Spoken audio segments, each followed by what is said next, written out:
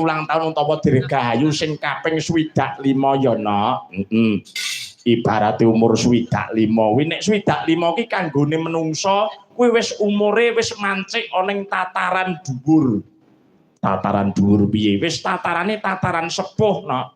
Wo ngono. Sepuh kuwi identik karo apa jenenge kadewasan. Sepuh kuwi saka lingganing tembung asepe ampuh kuwi ning ngono kuwi. Oh iya, marep ning kene iki kathah piyayi-piyayi tentara utawa apa jenenge anggota sing ora sepuh tok sing nom yo akeh no. Wo ngono. Ngaturke panuwun sing tanpa pepindhan, mangane kowe besok nek umpamane duwe anak lanang ya to, kuwi nek iso gadang-gadangen dadi tentara mergo tentara nom ki biasane dadi calon menantu idaman no. Oh iya ta. Nek aku ki mbiyen ki cita-citaku dadi jenderal kaya bapakku kono. Lho sampean ki apa anak jenderal? Aku ki cita-citaku dadi jenderal kaya bapakku. Lah yo bapakmu yo jenderal. Ora, bapakku yo pengen dadi jenderal. Oh, bapakmu pengen dadi jenderal dudu jenderal. Dudu, bapakku yo pengen duwe cita-cita dadi jenderal. Iya, ngaturke panuwun sing tanpa upama. Dene wis kapinitaya mapan ana ing 501 ya infanteri Bajrayuda kene. Yo, ngaturke panuwun sing tanpa pepindhan awake dhewe kepareng sowan mapan ana ing kene jangkep ya nok. Yo.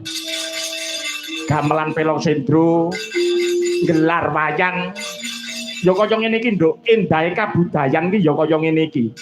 Ning ngarep mau wis padha ngendikan kalamunta akeh sing ora mudeng perkara wayang.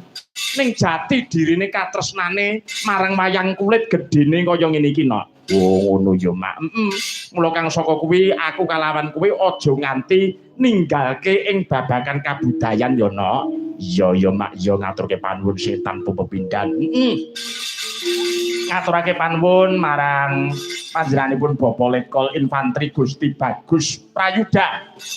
Yo dan yon ning kene ngaturke panuwun tanpa pepindhan lan mugi Bapak Wakil Bupati Madiun Bapak Dr. Purnomo Hadi MH.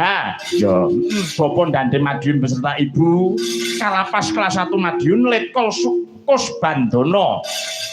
Dan Denpom ingkang diwakili dening panjenenganipun Bapak Wadan Pom Gus Mamang Dirut Rejo Agung Mas Imam PLT Wali Kota diwakili panjenenganipun Bapak Kakes Bangpol Kota Madiun Koh Ivan, Koh Ronald, Koh Tony, Koh Calvin, Gus Ali, Pak Ilham, Mas Kris lan ugi C Arin, Bapak Samad, Bapak Halim, Pak Putrano sing mensukseskan pagelaran bengi iki. Ya ngaturake panuwun sing tanpa upama. Mula kuwi ayo kanggo gugah lan bakar semangat juang ana ing bengi iki no. Arep ngaturake lancaran. Arep ngaturake lancaran 45. Diwiwiti saka tambur trak trak teng ono ne ngono.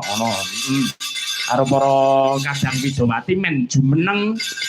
Banjur mangko sabubare lancaran 45 diteruske lagu-lagu perjuangan no. Ya sendika mangestake dawuh mak. Ayo para kadang Hastaryo Laras Entertainment Indonesia. Katuran ngaturaken lancaran 45. Monggo dados.